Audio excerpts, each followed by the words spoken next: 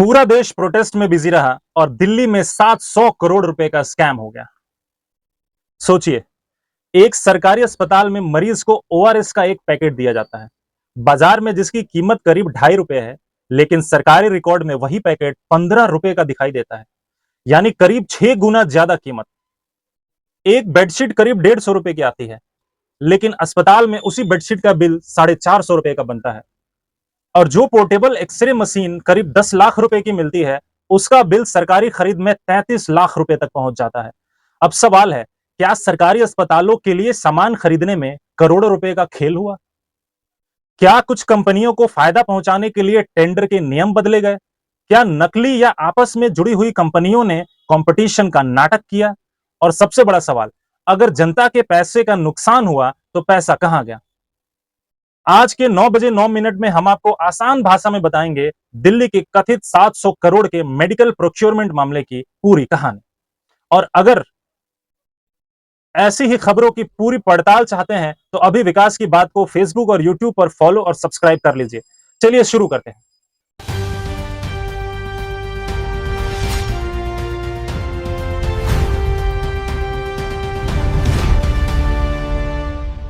सबसे पहले समझते हैं कि मामला आखिर क्या है। दिल्ली सरकार के स्वास्थ्य विभाग के लिए मेडिसिन, मेडिकल इक्विपमेंट्स और दूसरी जरूरी चीजें खरीदने का काम एक सरकारी व्यवस्था के जरिए होता है।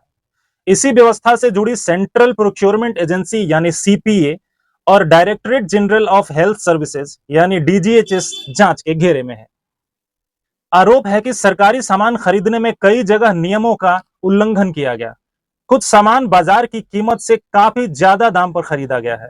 और जांच में यह भी आरोप सामने आया है कि कुछ कंपनियों को फायदा पहुंचाने के लिए टेंडर की प्रक्रिया को प्रभावित की गई। इसी वजह से पूरे मामले का फाइनेंशियल स्केल करीब 700 करोड़ रुपए तक बताया जा रहा है। लेकिन ध्यान दीजिए, ये आरोप है, अभी ये जांच के दायरे में है। अब सबसे आसान उदाहरण के तौर पर समझिए, एक ओआरएस का पैकेट ₹2.5 का है, अगर उसे ₹15 में खरीदे जाने का आरोप है तो इसका मतलब है कि सीधे सीधे 6 गुना अधिक प्राइस दिया गया। इसी तरह से ₹150 की बेडशीट ₹450 की खरीदी गई। 10 लाख की पोर्टेबल मशीन 33 लाख रुपए में खरीदी गई। सिर्फ एक मशीन पे अगर 23 लाख रुपए का अंतर हो तो सोचिए, जहां पे हजारों मशीनें खरीदी गई तो रकम कितनी बड़ी होती है, इसका अंदाजा लगाया जा सकता है। अब सवाल आता है, इतनी ज्यादा कीमत पर खरीद की अनुमति किसने दी? यहीं से टेंडर का मामला शुरू होता है। सरकार जब कोई सामान खरीदती है तो कंपनियों से टेंडर मांगा जाता है। कई कंपनियां आती हैं, सबसे योग्य और सबसे सही कीमत वाली कंपनी को काम मिलता है। इसका मकसद साफ है, सरकार को अच्छा सामान भी चाहिए और कम कीमत पर चाहिए। लेकिन इस मामले में ऐसा नहीं हुआ है। जांच में आरोप है कि कुछ टेंडर्स में ऐसे नियम और शर्तें रखी गई जिनसे कुछ कंपनियों को फायदा हो सकता था। यानी ऐसी कंडीशंस बनाई गई कि बाकी कंपनियां टेंडर की दौर से ही बाहर हो गई, यानी कंपटीशन को ही खत्म कर दिया गया। और यही जांच का एक मुद्दा है। अब कहानी और दिलचस्प हो जाती है। मान लीजिए किसी टेंडर में 3 कंपनियां हिस्सा लेती है। सरकार को लगता है कि कंपनी ए है, बी है, सी है। सरकार को लगता है कि कंपटीशन है, लेकिन जांच में यह पता चलता है कि तीनों कंपनियों का एक ही नेटवर्क है, तो फिर कंपटीशन तो असली रह ही नहीं जाता है। बाहर से 3 कंपनियां, लेकिन अंदर से एक ही नेटवर्क।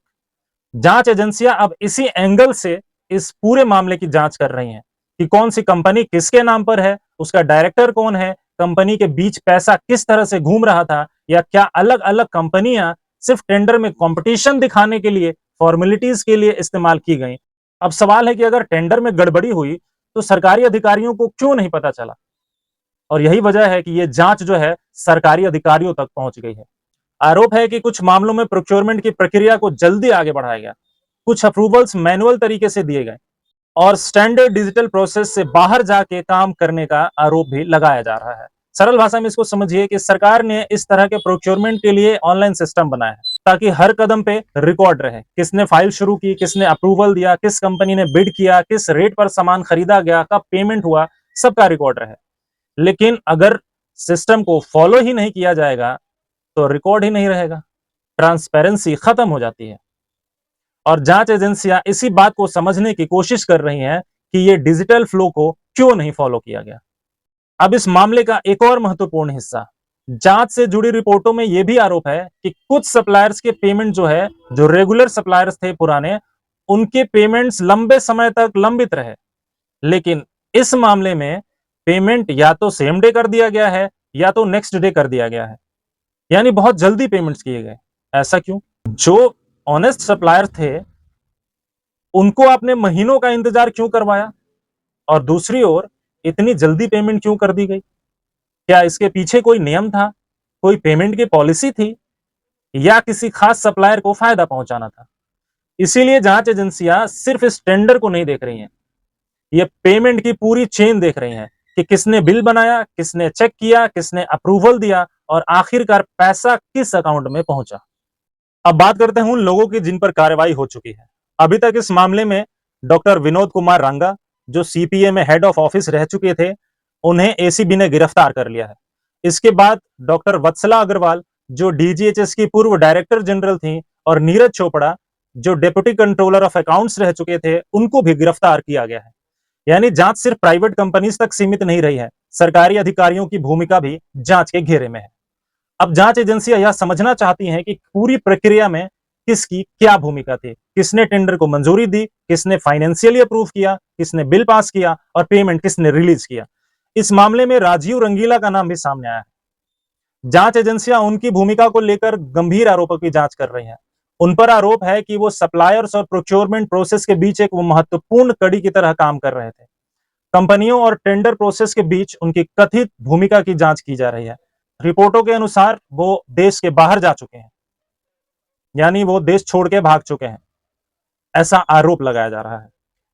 अब इस मामले में जो सबसे बड़ा अपडेट ये है कि इसमें ईडी की एंट्री हो चुकी है, और यह महत्वपूर्ण है क्योंकि एसीबी का सवाल है कि गड़बड़ी हुई या नहीं हुई। एसीबी इस चीज की जांच कर रही है, लेकिन ईडी अब जांच करेगी कि अगर गलत तरीके से पैसा बनाया गया तो वो पैसा कहां गया। उस पैसे का पूरा ट्रेल समझना है, किस कंपनी का अकाउंट में गया, किस व्यक्ति के अकाउंट में गया, क्या पैसा दूसरी कंपनियों में भेजा गया, क्या प्रॉपर्टी खरीदी गई, या किसी और तरीके से पैसे को छुपाया गया। यानी जांच अब सिर्फ इस खरीदी तक की नहीं है, पैसे के रास्ते तक पहुंचने और मनी लॉन्ड्रिंग के एंगल से इसकी जांच हो रही है। इस मामले में दिल्ली सरकार ने भी कुछ अधिकारियों को सस्पेंड किया है और एडमिनिस्ट्रेटिव लेवल पे जांच हो रही है। अब इस पूरी कहानी को एक लाइन में समझिए। सरकार जनता के पैसों से अस्पताल के लिए सामान खरीदती है। अगर कोई सामान बाजार की कीमत से कई गुना अधिक कीमत पे खरीदा जाता है तो नुकसान किसका है? जनता का। अगर टेंडर किसी खास कंपनी को फायदा पहुंचाने के लिए बदला गया तो नुकसान किसका है? जनता का। अगर करोड़ों रुपए गलत तरीके से बाहर गए तो पैसा किसका था? जनता का। इसलिए यह मामला सिर्फ एक डिपार्टमेंट का मामला नहीं है, यह सवाल है कि हमारे सरकारी प्रोक्योरमेंट सिस्टम में कितनी ट्रांसपेरेंसी है। जांच चल रही है, गिरफ्तारियां भी हो चुकी हैं, जांच एजेंसियां अलग अलग एंगल्स देख रही हैं, एसीबी अपनी जांच कर रही है, ईडी मनी ट्रेल की जांच कर रही है और सरकार अपने स्तर पर एडमिनिस्ट्रेटिव एक्शन ले रही है। अब इंतजार है उन सबूतों का जो बताएंगे कि आखिर इस पूरे मामले में असली खेल क्या था। क्या यह सिर्फ एक लापरवाही थी या सच में ये एक बहुत बड़ा ऑर्गेनाइज नेटवर्क काम कर रहा था? इसका जवाब जांच से मिलेगा। लेकिन एक बात तो तय है, सरकारी अस्पताल में इस्तेमाल होने वाली हर मेडिसिन, हर मशीन और हर इक्विपमेंट के पीछे जनता का पैसा लगा है और उस पैसे का हिसाब जनता को मिलना चाहिए। अगर आपको ये वीडियो पसंद आई हो तो अभी विकास की बात को फेसबुक और यूट्यूब पर फॉलो और सब्सक्राइब करिए और कमेंट में बताइए कि आपके हिसाब से इस मामले में सबसे बड़ा सवाल क्या है। मैं हूं विकास, आप देख रहे थे 9 बजे 9 मिनट। आज के शो में इतना ही, मिलते हैं अगले वीडियो में किसी नए विषय के साथ।